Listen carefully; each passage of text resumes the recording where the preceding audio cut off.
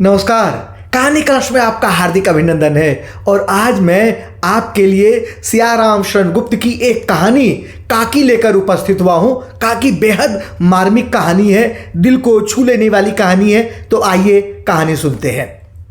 सबसे पहले लेखक परिचय। बहुमुखी प्रतिभा के धनी साहित्यकार सियाराम शरण गुप्त का जन्म 4 सितंबर 1895 ईस्वी को सेठ रामचरण कनकने के परिवार में हुआ था। आप मैथिली शरण गुप्त के अनुज थे। प्राइमरी शिक्षा पूर्ण कर घर में ही गुजराती, अंग्रेजी और उर्दू भाषा सीखी। सन 1929 ईस्वी में राष्ट्रपिता महात्मा गांधी और कस्तूरबा के संपर्क में आए। कुछ समय वर्धा आश्रम में भी रहे। सन 1940 ईस्वी में चिरगांव में ही नेताजी सुभाष चंद्र बोस का स्वागत किया।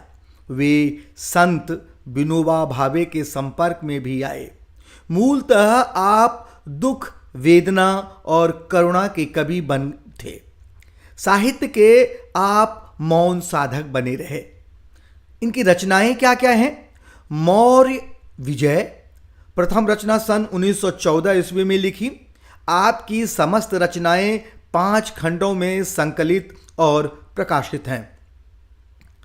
आर्द्रा, दुर्वादल, विषाद, बापू तथा गोपिका इनकी मुख्य काव्य कृतियां हैं। इसके अतिरिक्त इन्होंने गोद, नारी, अंतिम आकांक्षा ये उपन्यास, मानुषी कहानी संग्रह, नाटक, निबंध आदि लगभग 50 ग्रंथों की रचनाएं की हैं। सहज आकर्षक शैली तथा भाव और भाषा की सरलता इनकी विशेषताएं हैं। पहली काकी। उस दिन बड़े सवेरे श्यामू की नींद खुली तो उसने देखा कि घर भर में कोहराम मचा हुआ है। उसकी माँ नीचे से ऊपर तक एक कपड़ा ओढ़े हुए कंबल पर भूमि शयन कर रही हैं और घर के सब लोग उसे घेर कर बैठे बड़े करुण ढंग से विलाप कर रहे हैं। लोग जब उमा को शमशान ले जाने के लिए उठाकर ले जाने लगे तब श्यामू ने बड़ा उपद्रव मचाया। लोगों के हाथ से छूटकर वह उमा के ऊपर जा गिरा। बोला, काकी सो रही हैं, उन्हें इस तरह उठाकर कहाँ लिए जा रहे हो? मैं न जाने दूंगा। लोग बड़ी कठिनता से उसे हटा पाए। काकी के दाह संस्कार में उसे नहीं जाने दिया। एक दासी राम राम करके उसे घर पर ही संभाले रही।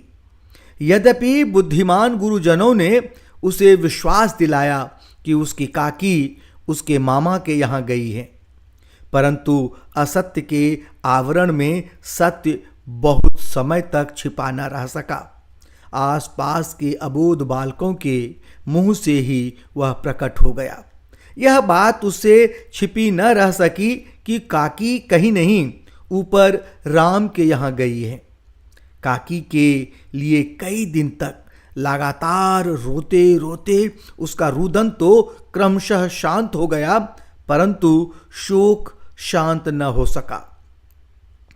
वर्षा के अनंतर 1-2 दिन में ही पृथ्वी के ऊपर का पानी तो अगोचर हो जाता है, परंतु भीतर ही भीतर उसकी आर्द्रता जैसे बहुत दिन तक बनी रहती है, वैसे ही उसके अंतःस्थल में वह शोक जाग कर बस गया था। वह प्रायः अकेला बैठा बैठा शून्य मन से आकाश की ओर ताका करता। एक दिन उसने ऊपर आसमान में पतंग उड़ती हुई देखी।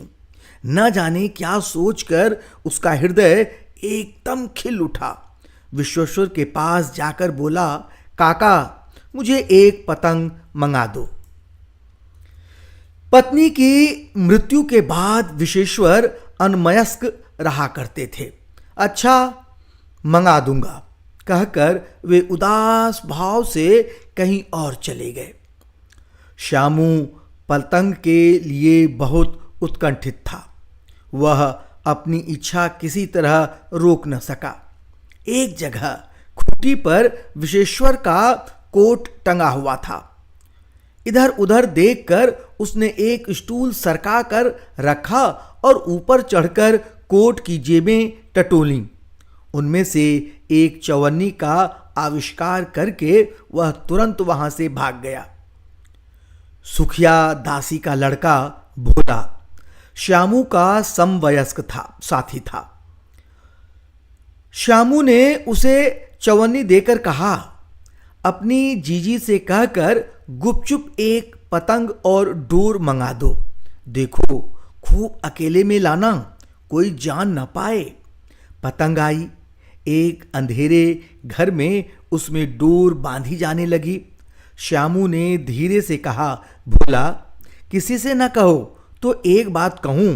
भोला ने सिर हिलाकर कहा, नहीं किसी से नहीं कहूंगा। श्यामू ने सिर हिलाकर कहा, मैं यह पतंग ऊपर राम के यहां भेजूंगा। इसे पकड़कर काकी नीचे उतरेंगे। मैं लिखना नहीं जानता, नहीं तो इस पर उनका नाम लिख देता। भोला श्यामू से अधिक समझदार था। उसने कहा, बात तो बहुत अच्छी है, परंतु एक कठिनता है। यह डोर पतली है, इसे पकड़कर काकी उतर नहीं सकती। इसके टूट जाने का डर है। पतंग में मोटी रस्सी हो तो सब ठीक हो जाएगा। श्यामू गंभीर हो गया। मतलब यह कि बात लाख रुपये की सुझाई गई है, परंतु कठिनता यह थी कि मोटी रस्सी कैसे मंगाई जाए। पास में दाम है नहीं और घर के जो आदमी उसकी काकी को बिना दया माया के जला आए हैं, वे उसे इस काम के लिए कुछ नहीं देंगे।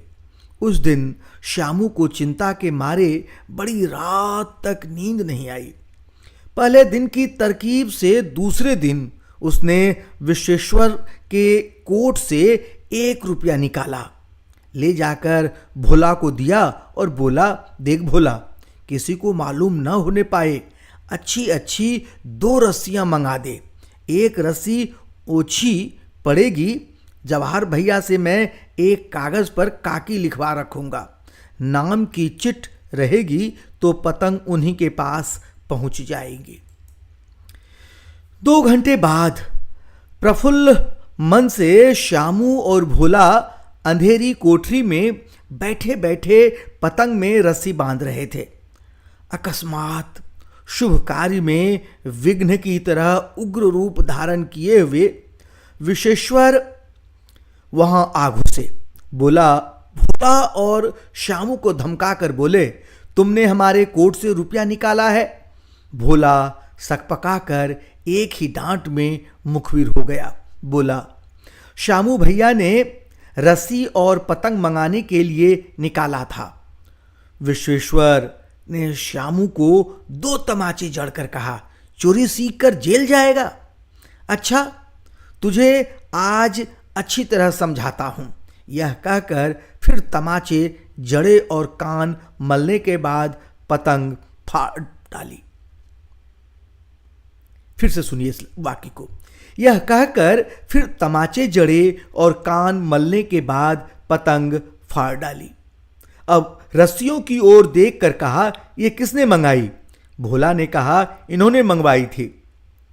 कहते थे इनसे पतंग तान कर काकी को राम के यहां से नीचे उतारेंगे। विश्वेश्वर हतबुद्धि होकर वहीं खड़े रह गए।